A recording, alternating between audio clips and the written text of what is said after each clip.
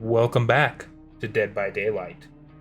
Specifically, I just kind of wanted to go over my thoughts and opinions on the most recent PTB, which features the new chapter and a few balance updates here and there. Honestly, just gonna straight up say this: this is a fantastic patch. I cannot wait for it to hit live. It is good stuff. All right, let's get into it, shall we? So let's start out with the actual meat of the update, shall we? The new chapter, All Things Wicked. I'm not going to lie. This is a contender for one of the best behavior original chapters possibly ever. Um, the killer is really cool. The survivor is great, and the map is not a total steaming garbage pile. You know, it's actually not awful. Let's begin with the unknown. So, the unknown, visually, it kind of reminds me of almost like an alternate from the Mandela catalog, but for Dwight, which is really cool. It makes me wonder if we'll see some other survivor alternates or even a killer alternate. I don't know. We'll see. But really, it's just a almost like a love letter to a lot of different things. You know, it's got the appearance of something from the Mandela catalog. It's an urban legend like Candyman. The way it's eventually brought into the entity's realm is similar to the general theme behind Sadako versus Kayako. Like, and its projectile is pretty much just something I can see out of the thing.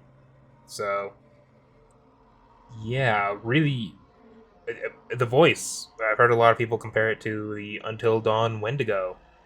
Like,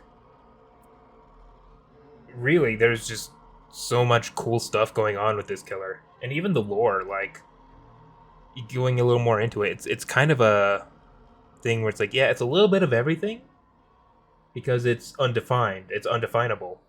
You know, yeah, you can define it as this. Sure, it may be that, but because you defined it as that, it's going to come and kill you. It's really cool. Um, and then there's the power, which kind of comes in two different parts, but they're both really cool and really fun. The first one is UVX, which is the projectile.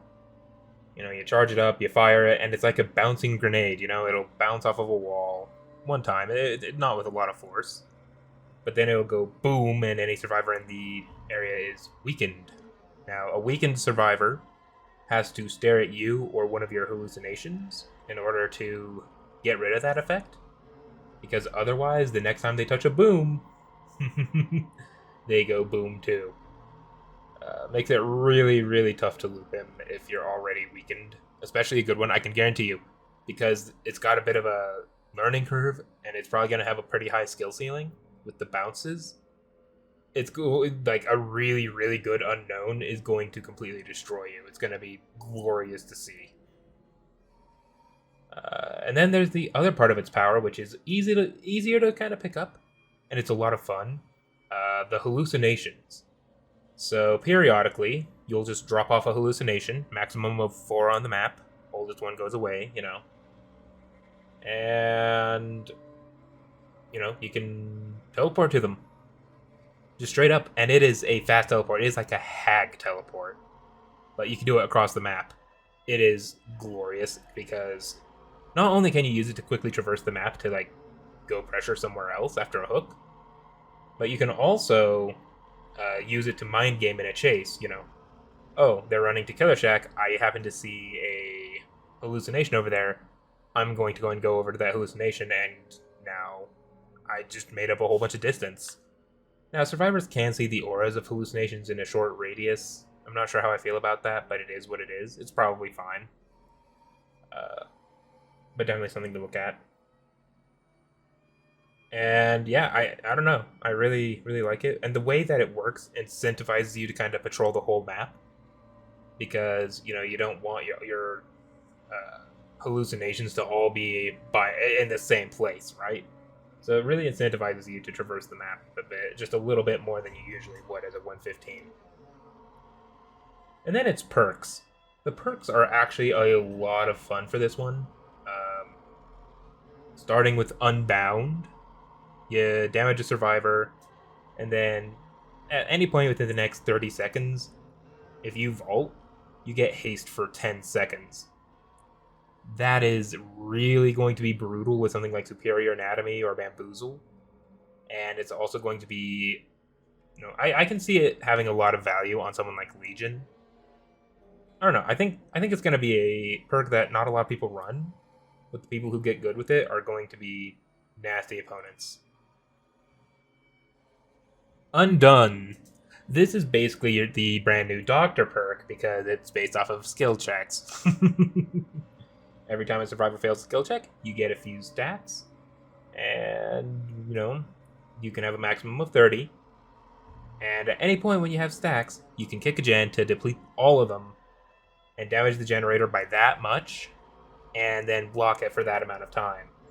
So if you have 30 stacks and you go to kick a gen, you just knocked it down 35% because there's still a 5% from kicking, and now it's going to be blocked for 30 seconds. Now, bear in mind, you can stack that with something like Pop Goes the Weasel as well, and just completely nuke a generator from like 90 to 10 or something. I don't know. It's nutty, but it does rely on people failing skill checks, which means you're going to want stuff to make those skill checks harder. And finally, there's Unforeseen. This is basically Dark Devotion for generators. You kick the gen for the next 30 seconds, your Terradius is on the gen instead of you. It's nice because it doesn't reveal itself the way Trail of Torment does. Trail of Torment does last longer, theoretically, a borderline infinite amount of time, 300 something seconds. But realistically, yeah.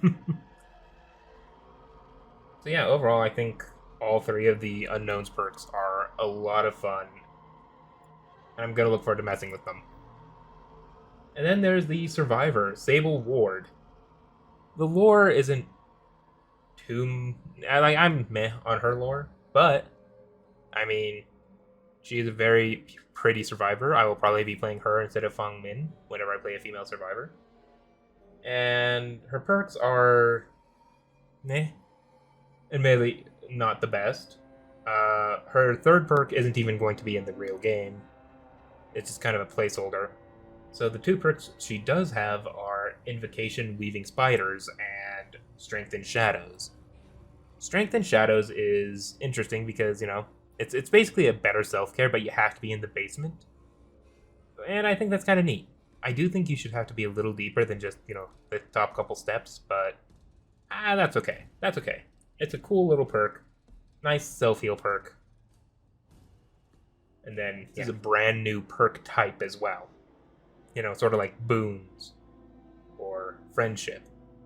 So Weaving Spiders is basically you go down into the basement, and I'm talking the deepest part of it. You can't just do this one on the steps.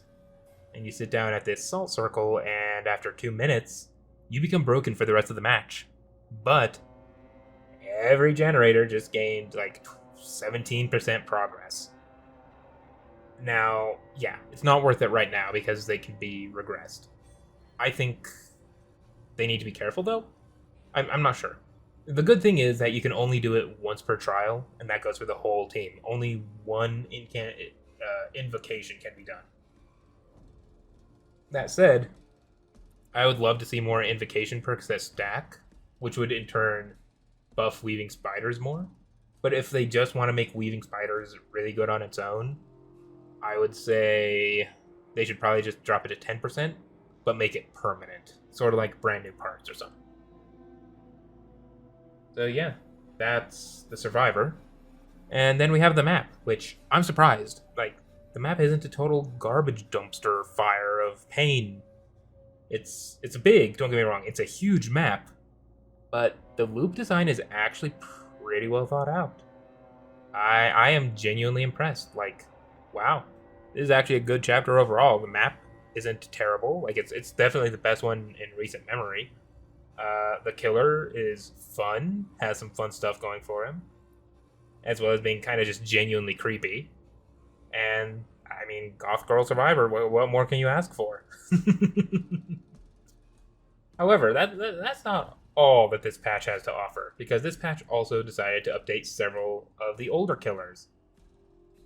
Let's start with the elephant in the room.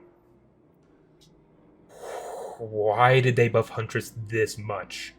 Like, she arguably didn't need buffed to begin with, but this is ridiculous.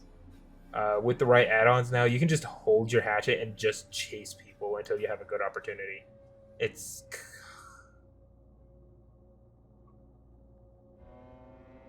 kind of ridiculous. I personally think they need to drop the hatchets back down to 5 and just scrap the increased movement speed while holding the hatchet. Or if they want to keep that, they need to rework the shiny pin. Keep the Babushka base kit, I think that's fine. And then on the flip side of Huntress, we have the pig, who got kinda nerfed. They did give a slight buff to her stealth and her ambush, but I don't think that they did enough, because they also nerfed the reverse bear traps.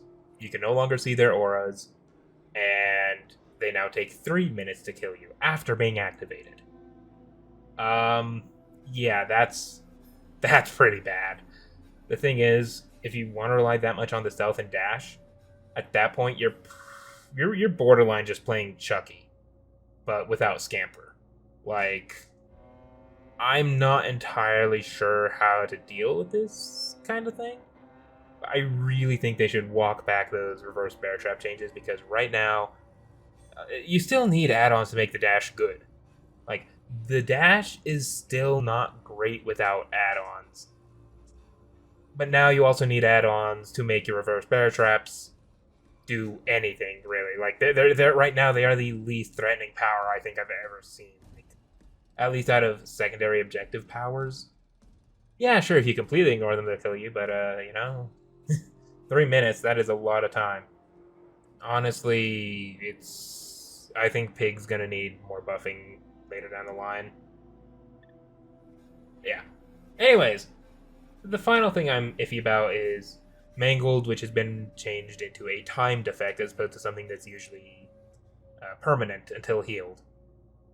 And the main issue I have with this is it's going to really feel terrible for newer players who are stuck with Sloppy Butcher as their only slowdown. Like, there is no gen slowdown perk now that Jolt/Surge has gone back to the Demogorgon. So if you're new to the game and the only thing you have to slow the game down is Sloppy Butcher, well, Behavior just said, meh, sucks to suck. Buy our DLC. Yeah, not a huge fan of that for new players. I also just think that Mangled is going to need to be stronger if it's going to be timed. Like, if you're going to limit it by a time, it needs to be closer to 50%.